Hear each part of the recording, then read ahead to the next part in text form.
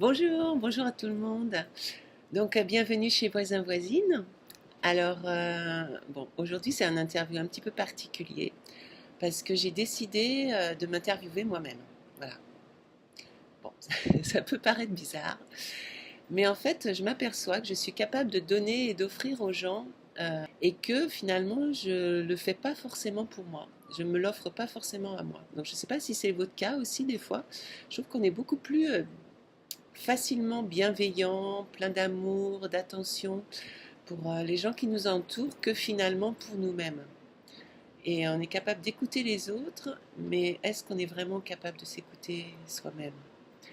Voilà, en fait, ça part de cette réflexion-là où je me suis dit, mais en fait, moi, ces interviews, je trouve ça super chouette de pouvoir le faire.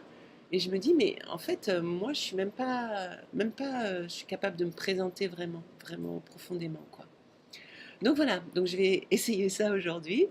Donc voilà, c'est tout un challenge. Alors, ce que j'avais envie de vous dire, c'est que j'ai fait des études en psychomotricité, j'ai eu mon diplôme. Suite à ce diplôme, j'ai travaillé en psychiatrie adulte. Et quand j'étais à l'hôpital, j'emmenais un groupe de patients avec moi dans la cité, au milieu de la cité, et j'invitais les gens de la cité à venir avec nous. C'était un atelier de danse libre. Et en fait, c'est un peu là que tout a commencé parce que je me suis dit, ouais, j'ai besoin de plus d'outils. Et comme durant mes études, j'avais commencé les études de théâtre, j'ai demandé à l'hôpital s'ils pouvaient m'offrir une formation en théâtre. Pendant 2 ans, je suis allée dans une école de chant, danse, théâtre à Paris. Et au bout de ces 2 ans, il y a un metteur en scène qui est venu me voir et qui m'a demandé d'intégrer sa troupe. Puis j'avais très envie de vivre cette aventure. On est parti aussi au Brésil, 4 mois de tournée au Brésil. Alors là, c'est pareil, j'ai découvert le Brésil. Et puis j'ai découvert chez eux cette capacité qu'ils ont à vivre beaucoup plus proche de leur ressenti en fait. Et puis j'ai rencontré le père de ma fille.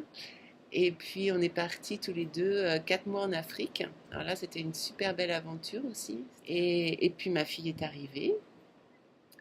Et puis, un moment où bah, il fallait vraiment que du coup l'argent rentre aussi et puis qu'on travaille un peu. Donc, euh, donc il y avait une annonce à la NPE du spectacle pour y rechercher des clowns à l'hôpital. C'était l'association Théodora qui faisait comme un casting, quoi. Et j'ai tout de suite été prise. Et là, ça a été le début d'une grande aventure. Ça a duré 6 ans où je suis allée dans les hôpitaux parisiens. J'ai vraiment appris à vivre ce que c'était que de vivre l'instant présent. Parce que quand j'entrais dans une chambre, quand je frappais à la porte et que j'entrais, je ne savais jamais, jamais ce qui allait se passer. C'était pas possible.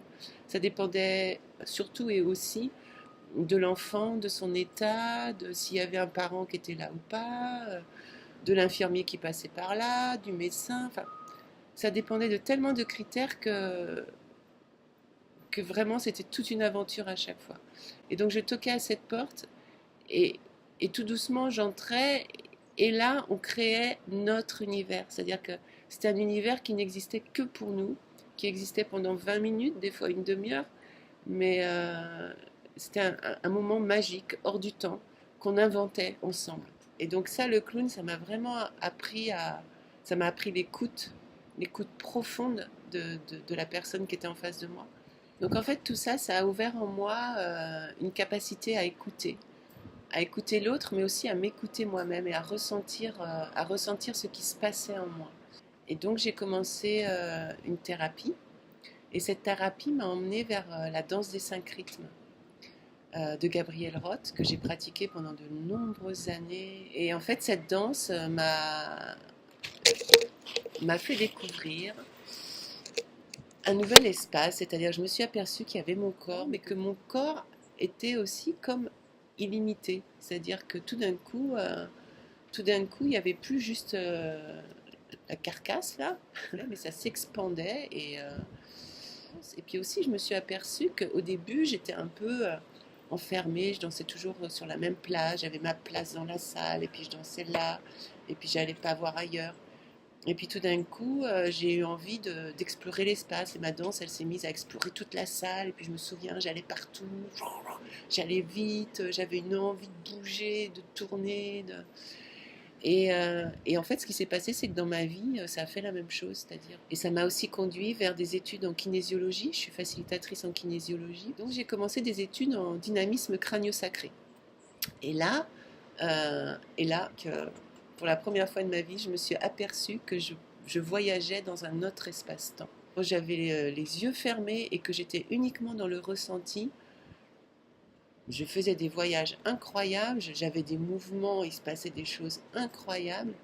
Et c'était pas possible que ce soit dans le présent, c'était pas possible que ce soit dans cet espace-là, parce que les mouvements que moi je voyais, que je ressentais, en fait, ils n'existaient pas quand j'ouvrais les yeux. Ensuite, il y a eu Saint-Martin. Je suis arrivée à Saint-Martin un peu sur un coup de tête comme ça, du jour au lendemain. Et puis j'ai rencontré Yann Lipnik à Saint-Martin. Et j'ai suivi des formations avec Yann Lipnik en bioénergie et en géobiologie. Avec lui, j'ai découvert que effectivement, les choses que je ressentais, ça existait, et qu'il était possible de même d'entrer en communication. J'ai juste appris à apprivoiser ça, à accepter que ça existe. J'ai ressenti aussi cet appel que j'avais depuis longtemps, mais que j'avais jamais fait, c'était d'aller voir les Amérindiens, d'aller voir la culture amérindienne et d'aller recevoir des enseignements. Donc je suis partie au Québec. J'ai reçu les enseignements de la roue médecine, les témascales, de la pipe sacrée, et puis j'ai pu faire une quête de vision.